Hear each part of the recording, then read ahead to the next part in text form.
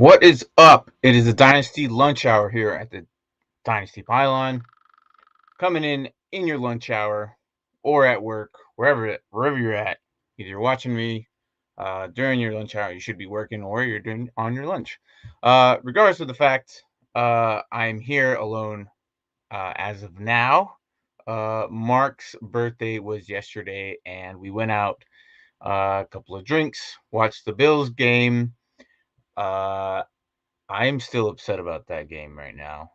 Um, if you're in the fourth quarter and you're right there, I understand why, but at the same time, like, could you just kick it? Like, if you're right there, couldn't you just kick the ball, go to overtime? I mean, clearly, I don't know. I felt like they knew that they were the better team. They probably could have scored. Josh Allen could have done his thing. But if you're watching this and you can comment down below and say what were your thoughts on that 1 yard little quarterback dive that Josh Allen failed at doing. It was an exciting game. Another a good game on prime time. But again, I'm not sure if Mark is going to join us or not, as he's dealing with a little hangover. So happy birthday again, Mark. I hope you had fun yesterday. He went 4-0. Congrats to him on his birthday weekend. So that's good. Yet again, I go 2-2 on my leagues. I don't know. My redraft leagues are doing okay. However, it's the dynasty one, which is a little bit harder. You never know when dynasty you come in, you think you have a solid team, and then something just happens throughout the year. It's very fluctuating. Like you can't predict what's going to happen. I came in with one less running back than I thought with J.K. Dobbins, and then it just seems like right now I'm at 2-4 on dynasty. But this is the point where next week, if I don't win, which is highly unlikely, due to my lineups issues, I could potentially make the decision whether you want to rebuild or not. I may or may not be in that phase, but that's dynasty. It's a lot harder than regular redraft. My redraft leagues are fine. I'm not even worried about that, to be honest. I'm hardly checking them, and I'm doing just fine. So, or else I wouldn't be here doing this as I do, as I love. But today is Tuesday. It is waiver time. As you can see, the Browns are struggling at running back. So, as you can see, you're probably wanting to pick up one of those running backs. But we're not here. I'm not here to do offense. But if you do have an offensive question, go ahead. Just lay it on me. It's fine. I'll go ahead and do it. But I'm doing the IDP side tonight. I'm doing this a little bit technically early. I know I technically do this a little bit later at night, around 6 p.m. Pacific time. However, yet again, us Dynasty Pylon guys are always traveling. Either he's out in Indy or I'm in some weird location. I will be leaving to Vegas tonight, and I will be there for the rest of the week. And I will see if I can get connection tomorrow and just talk about football as we do on our regular Wednesday shows. If not, then I apologize. We will have to wait till Saturday, and then Sunday, that's where we do our later round pickups. But as of now, let's get into the defensive line, as we're here usually doing the defensive line. First, give the big guys the openers, the big fellas, the guys who are making all the plays in the box. So, I have Jonathan Greenwood out of Houston. 5 solos and 1 assist, a tackle for loss, and 2 sacks and 3 QB hits. I mean, not bad for being only there like 56% of the time, which is just fine in my opinion. As a defensive lineman, that's what you want. I think that's really good for me. I mean, some defensive linemen don't do anything. And so I mean, for 5 solos, that's already 5 points right there in our league. Um, I think that's just good. And then I have Dexter Lawrence at New York Giants. It seems like there's a new guy in New York every week. This week it was Lawrence's time to shine. 62% of the snaps, and then he had 2 solos and 5 assists and a half of a sack and QB hit. So which is good for defensive lineman. That means he's getting there. He's doing his job. He's getting back there where he belongs, getting that quarterback.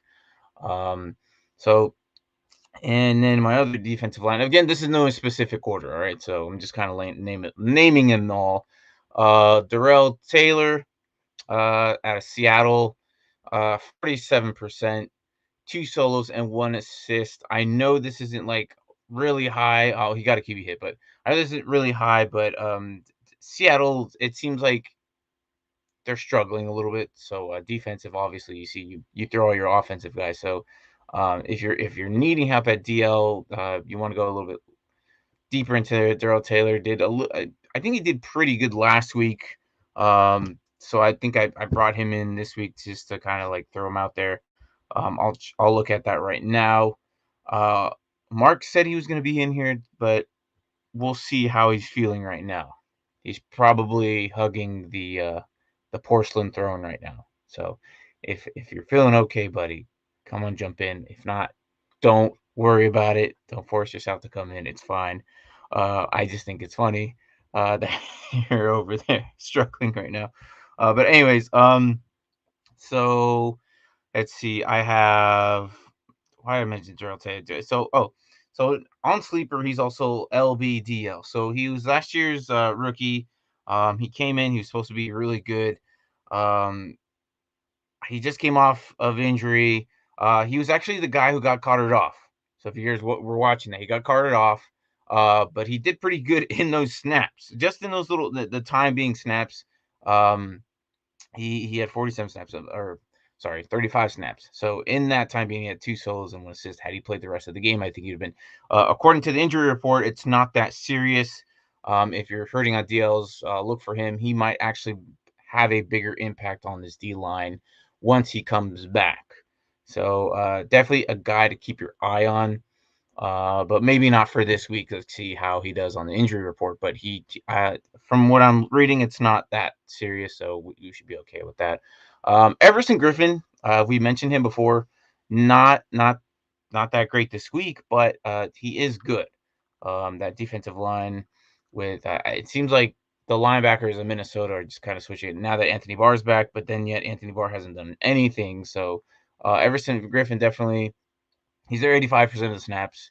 Some of these DLs don't really get anything. He got a solo and a hit on QB, so that could have been a sack and then potentially a tackle for loss, and then it would have been a lot greater his points right now. But it's okay. I mean, Everson Griffin. I think I mentioned him before in the last couple of weeks, so he's still relevant in my opinion. I think he's pretty good. Again, these are all guys. I mean, we're already going into week 7, so the the waiver wire is thin and it's really low. I mean, I know offensively we're looking at uh rookies like here with running backs on Cleveland Brown. So and that's Herbert was relevant this week. He was third string. So guys like that, like it's a struggle, dude. And then I think with coming with bye weeks, I know this is the biggest one of the year. I know it is going to take a huge impact on me. I think I've accepted my loss, and I think after this, I think I'm about to accept some trades and do some rebuild mode. So we will see how this week goes. Best of luck. But so my last guy here, Derek Barnes out of Detroit. I actually like this guy. 44% of the snaps. Hopefully, I think his snaps have been increasing, which I like because I think he's a really talented player. I think he's actually LB eligible as well. I could be wrong on that. Don't hold me against that. But 6 solos and 2 assists and a pass deflection. So these guys are doing a lot their jobs. They're doing pretty good. I mean, a lot more consistent with Everson Griffin. If you look at his stats, I mean, definitely probably a lot better than someone like Chase Young, which kind of sucks because we all drafted him pretty high. So and this happens. It just happens. I don't know what's going on with Washington. I really hope that they just pull their heads out of where the sun doesn't shine and get it together. But I've been seeing that for weeks. I think we're just back to the regular old Washington defense, which kind of sucks. I really was hoping better things for them, but it is what it is. So yeah, Everson Griffin. Let's look at his last week. Last week it was he did pretty good. He had 2 solos, a tackle for loss, assists, 2 of them, a sack, 2 sacks, 2 hits on QBs, and a forced fumble. So he's still available, and I think this is why I probably brought him back. He's still only 4% owned, so definitely pick him up. See, he's doing a little bit better than most DLs. He's been consistent in week 3, 4, and 5. So just last week he just didn't put up much. I mean, it happens. These guys put up duds.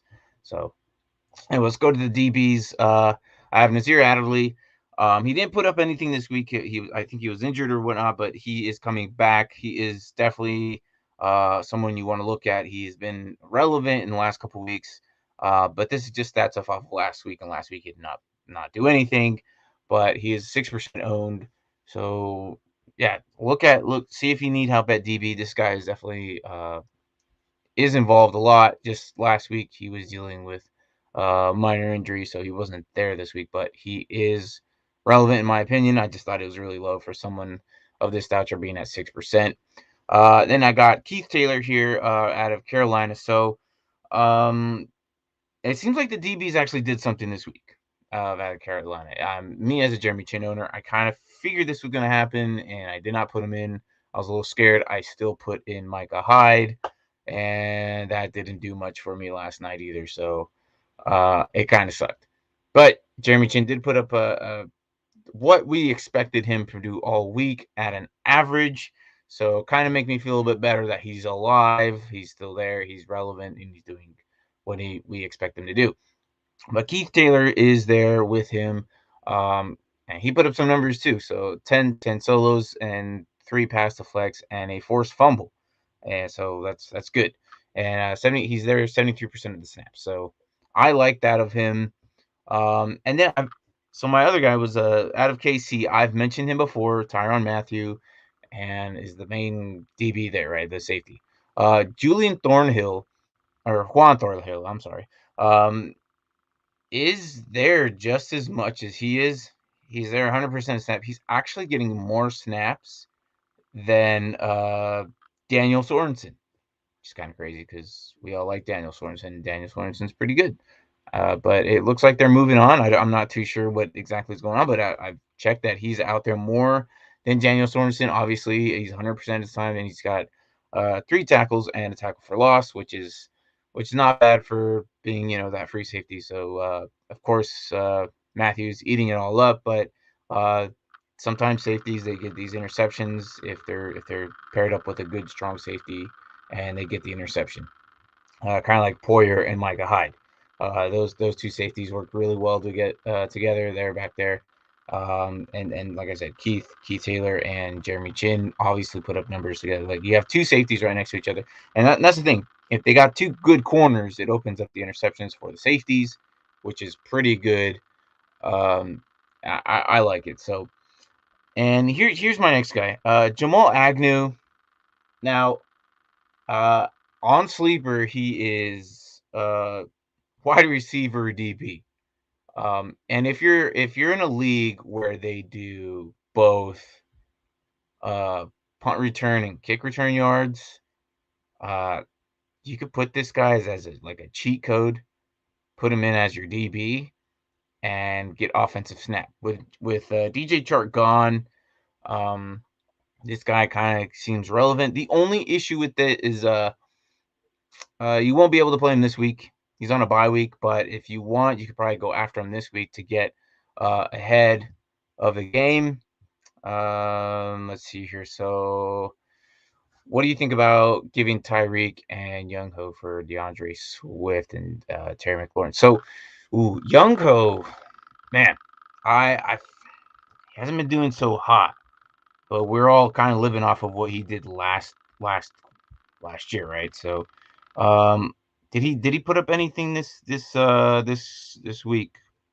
Let me check on that. Or it was bye week, so no, he didn't. Let's see, Tyreek and Youngko for DeAndre Swift and Terry McLaurin.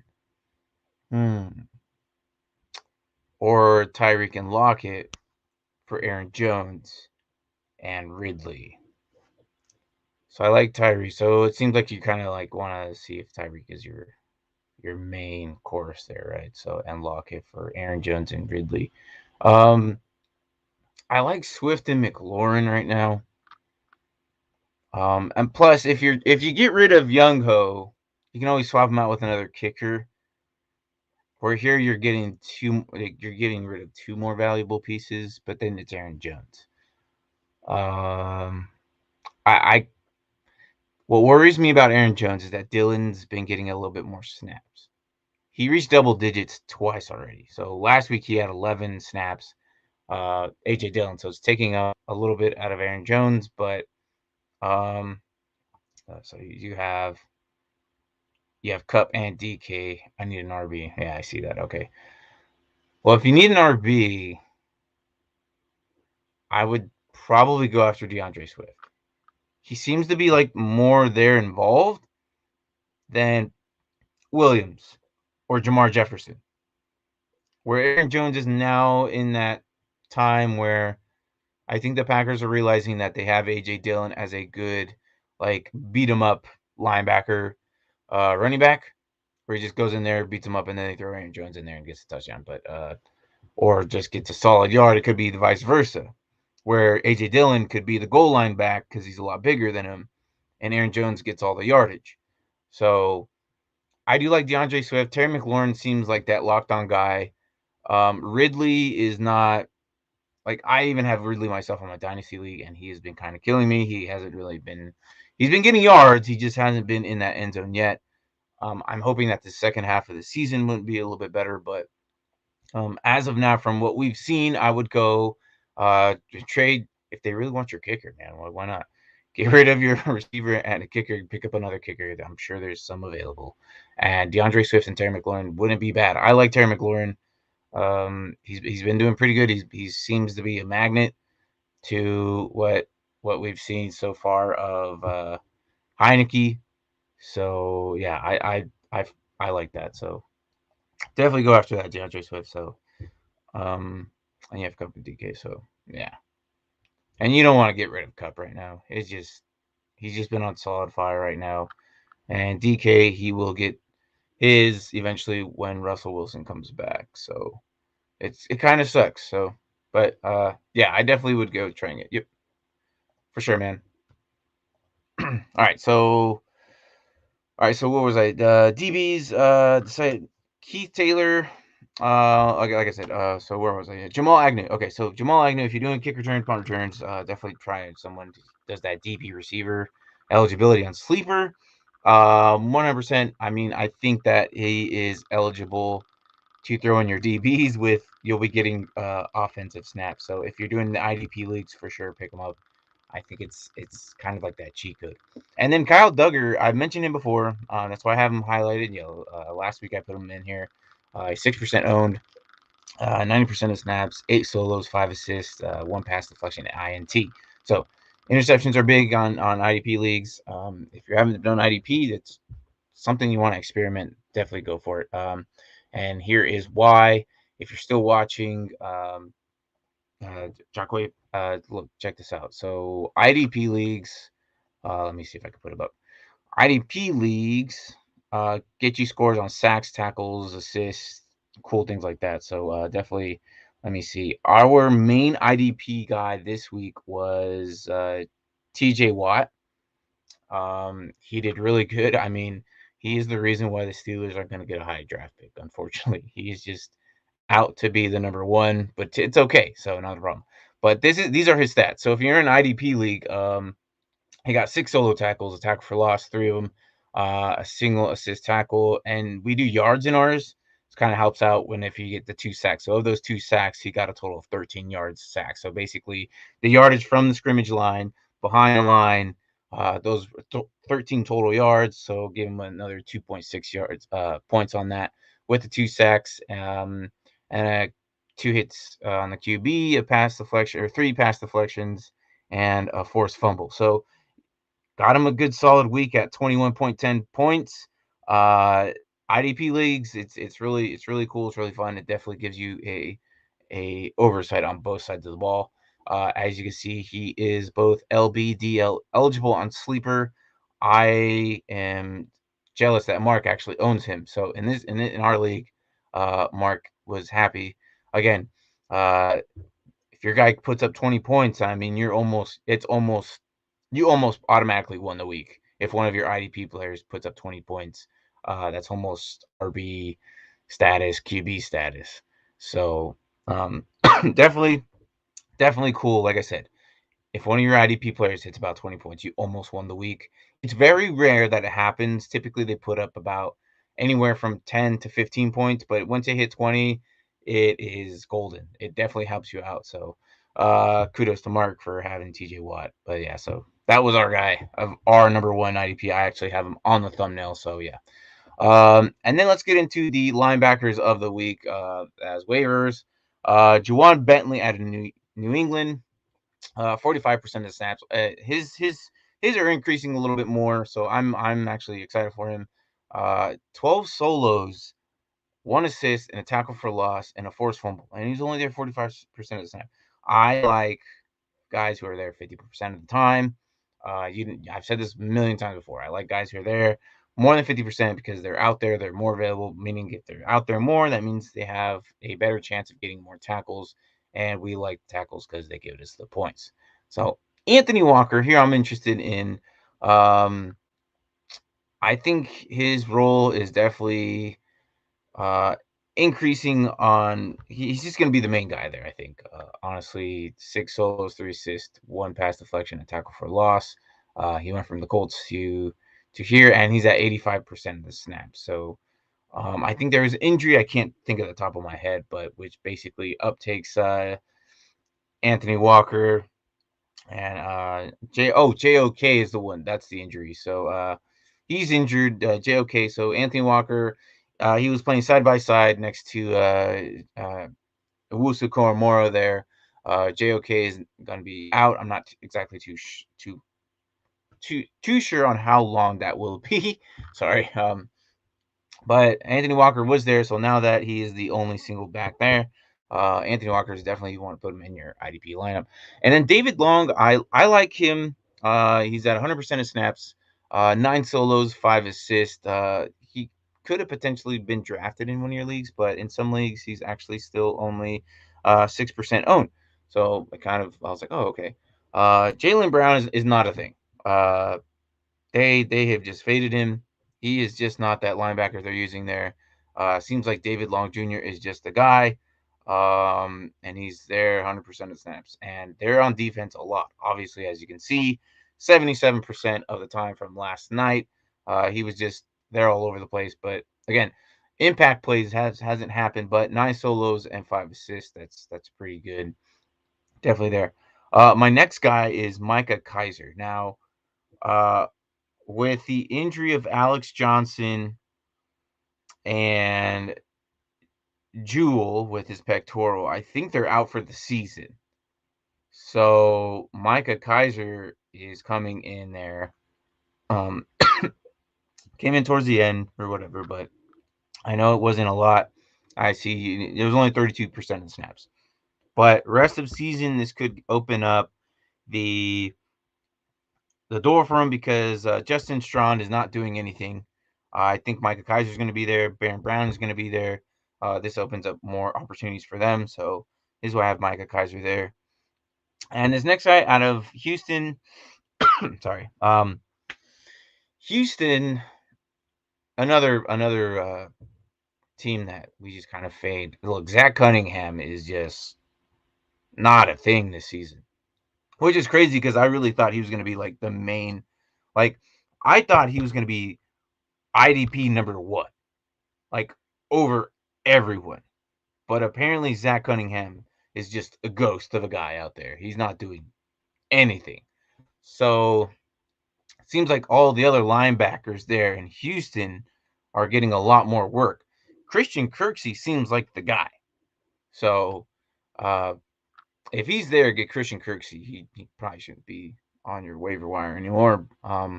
Or at least definitely looked at. I mean, if you don't need him, why stash him? I don't know. It's up to you. Maybe you just want to block someone. But yeah, so Camus Gregor Hill is at 3 solos and 1 assist, but he's there 100% of the time. And again, like I said, you want guys who are there 100% of the time. That means that it opens up the door for them. So, yeah. One last note. Look, if you're still watching, NFLHD.tv, down below. Not only is it NFL Network, it is the NHL Network, MLB Network, and NBA Network. So all that is there. And prices down below. I put that there for you. So maybe one of these days I open up my account and show you here live, and then you guys could get a view on it. You get all those Fox Sports networks on there as well. It's not bad. I mean, you get both NFL red zones.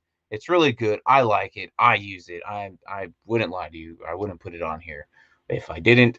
But it's definitely a good. I mean, I hook it up to. I watch on my laptop, watch on my phone. If you have a smart TV, throw it up on there. But yeah, it's really good.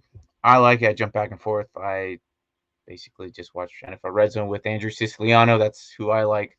My preference. But yeah, check it out. HD.tv.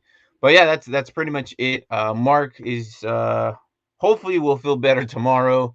Buddy, take care. I'm glad you had fun yesterday. It was a good game.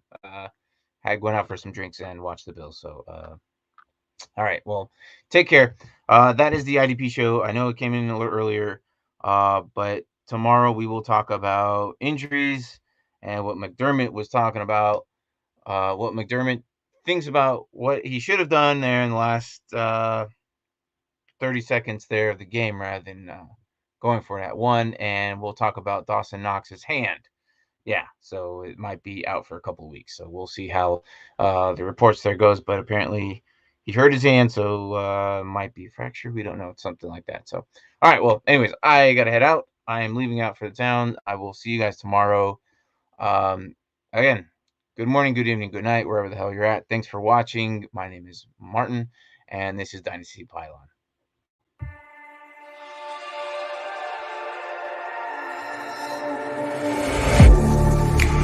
Getting hype when I aim up, elevating that game up, stepping up to the competition. Only first place, and that's how I'm living. I'm winning till they digging up my grave, eating all the things up on my plate. Game face when I step up into place. I was born and when I watched me elevate.